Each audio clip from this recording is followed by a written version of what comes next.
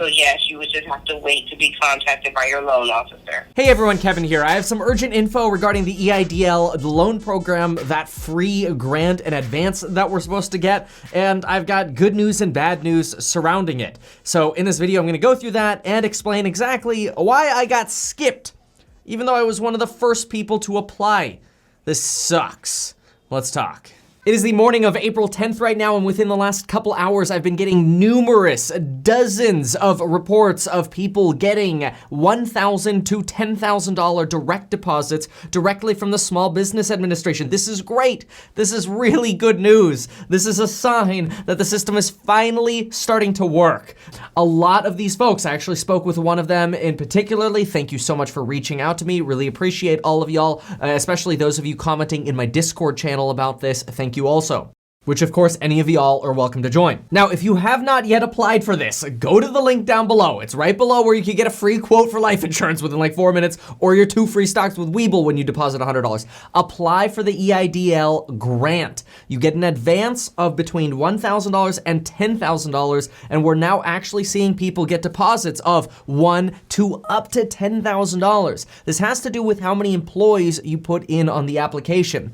Now, caveat about that, because you might be wondering, are they asking? Are they checking? What questions are coming out? Here are the answers to this. Based on what I'm hearing, all of these EIDL advances so far are being processed solely with a check of your credit. No emails, no phone calls, no further application, no further questions, nothing. Whatever you fill out on that form is your self-certification. I certainly do not encourage you to lie, because I bet they're gonna be coming after and checking this stuff. Maybe, who knows? I'm just saying the people who have gotten either the $10,000 or the $1,000 deposit that I've seen so far and that I've spoken with have indicated there have been no communications with the SBA. Some of them have gotten little email updates, and other people didn't even get an email. They just all of a sudden saw the pending deposit show up in their bank account. Now, if you have not yet applied, it's very urgent that you apply as soon as possible. The reason for this is right now there's only enough money for up to 1 million people to get the full $10,000, which once that is fully allocated, it's gone. Now, if people are asking for less, like the $1,000 or $2,000 or whatever, yeah, there's more, but just a heads up. Remember I said, there's only enough money if 1 million people apply and ask for the full $10,000. There's more if people ask for less. 4 million people have already applied. So get in line if you have not yet and you want any hope of getting some of this money. It's a free grant, and again, no questions asked so far. You fill out the application, you put your banking info in, and you get your credit checked, and boom. But I got skipped, and this is the very important part. I wanna share with you exactly why I believe I got skipped. But first, it's so bright, I feel like I'm Jesus today. All right, here's a scoop. One of the people that I was speaking with about these EIDL deposits, somebody who actually got their EIDL deposit, they applied on March 29th at 10:27 p.m. California time. I applied on March 29th at 10:31 California time. Huge shout out, by the way, to dangsthebuilder.com for sending this to me. The assumption is we should both probably be processed in the same batch, because our confirmation numbers are very, very close together, and we applied within 4 minutes of each other. But I realized why I may have been skipped, because some folks who applied way later than I did, and I mean days after. Some people who applied on April 3rd have already gotten their deposits. And I'm thinking to myself, wait, what the heck did I get skipped? This is not guaranteed, but if you want to avoid being skipped, avoid making the mistake that I did. Remember, the text of the law says that you can apply for a grant of up to $10,000 solely with the administrator or the Small Business Administration running a credit check on you. That's it. And I have talked to people and I've seen mention of people who already have gotten their EIDL deposit that their credit was checked 1 to 2 days prior to the release of the grant. So if you've applied, Download Credit Karma. You can do it right now. Not sponsored. Oh, I wish it would. That'd be perfect for this. It's not sponsored. Download Credit Karma or something and check your credit. You could even sign up on the Experian's website and you could see if your credit has been checked or run by the SBA. That might be an indicator that you're within 1 to 2 days of actually getting your EIDL grant. Now, just a heads up, I've been talking about this with some of my course members who are learning how to buy real estate under market value, and apparently some people are actually getting this grant with as low as a 400 credit score, like basically really low. You don't actually apparently need a high credit score. You just can't make the mistake that I made. Well, now, why did I get skipped? I mean, obviously I have credit, I have a credit score. Well, I'm one of those financial geniuses who wants to protect themselves from getting their identity stolen, so I froze my credit. All of my credit is frozen. My wife's credit is frozen, my TransUnion, my Equifax, my Experian, it's all frozen. I could unfreeze it within 5 minutes, which is why I froze it in the first place. This is why people can't steal my identity.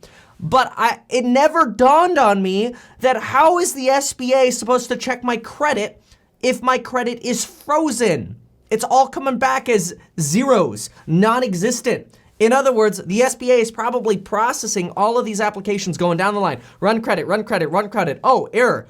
Forget him for now. And they just keep going down the line because they're trying to process this stuff as much as possible. This is an assumption. But if you want to make sure you get this money as soon as possible, make sure your credit is unfrozen. After this process, I highly recommend you freeze it again. And if you don't know what a credit freeze is, Google it.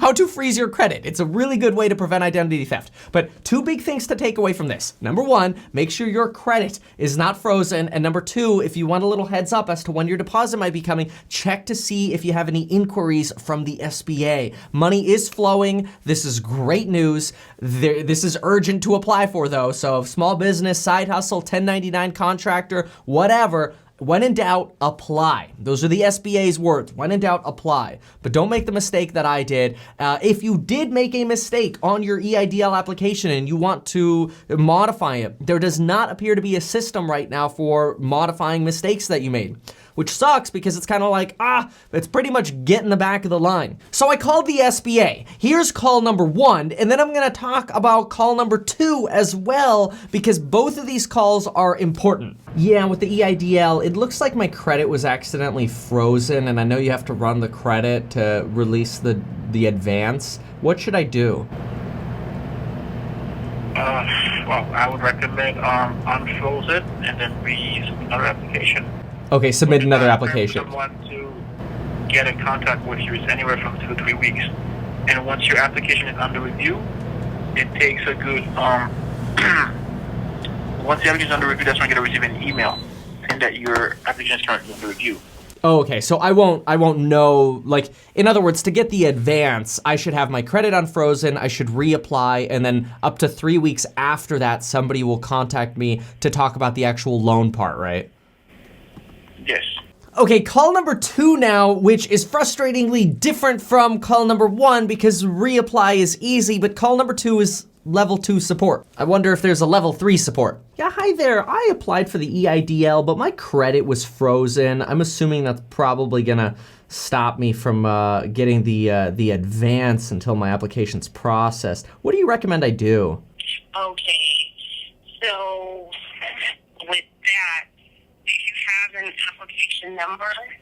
Yeah, I do. I could give that to you. Hold on 1 second here. So the only thing we can do at this point, if I'm able to get into your file, because a lot of the files are in review, and when they're in review by the loan officers, we can't open them. So I wouldn't be able to put a note in there letting them know that the freeze is off of your credit or you had a freeze. The only thing you could do after that would be to get back in touch. You'll be sent an email, and you would have to reply back to that person and then let them know. Got it. Okay. I guess it's probably a bad idea to like resubmit it with your credit unfrozen. Yeah, no, don't resubmit it because you'll have multiple applications and that will delay it. Oh, so multiple applications will actually delay it. How do they do that? Like it goes by the social security number or something? It confuses it? So, No, so when you submit your application, it goes into the queue to be assigned a loan officer. So if one loan officer pulls your application and then you submit it again and another loan officer gets it, it'll slow down their process because they're going to have to try to, figure out which application is correct and who has it and all of that. So that's why we ask that you only apply once. That way it gets assigned once. And then if there's any problems with the application, then that initial loan officer can reach out to you. Got it. Okay. And All right. It creates a backlog. Mm-hmm. Yeah, exactly. It makes everything slower for everybody. That makes a lot of sense. Okay. All right, got it. So probably the best thing to do then for me is just kind of wait until I get an email and then just unfreeze my credit at that time. Right, because I'm looking right now under your number, and of course it is under review. I can't open the file to add a note. So yes, you would just have to wait to be contacted by your loan officer. Okay, so that sucks. So one person says reapply, the other person says, and the second person I talked to there is level 2. They're saying, no, don't do that, because that's going to create confusion. Now you're going to be assigned to potentially multiple different loan officers, and then essentially they'd have to talk to each other and figure out, okay, well, which application do we want to process? Honestly, it sounds like if you had your credit frozen and you got skipped, you're screwed until you hear something in a few weeks. If you fill out this application, do it correctly the first time. So if you have not yet filled it out, fill it out perfectly, which I did fill it out perfectly, except I got screwed and had my credit frozen. So quite frankly, if you apply today, you will probably be in line in front of me. Thanks for watching, everybody. Join me in the links below. Check out those courses. Get your free quote for life insurance. See how much it would cost you to have life insurance, especially in crazy times like this. Totally free quote will take you less than 5 minutes to do on your iPhone or Android, whatever you got. And don't forget to pick up your 2 free stocks with Webull when you deposit $100. Thanks so much, and we'll see you next time.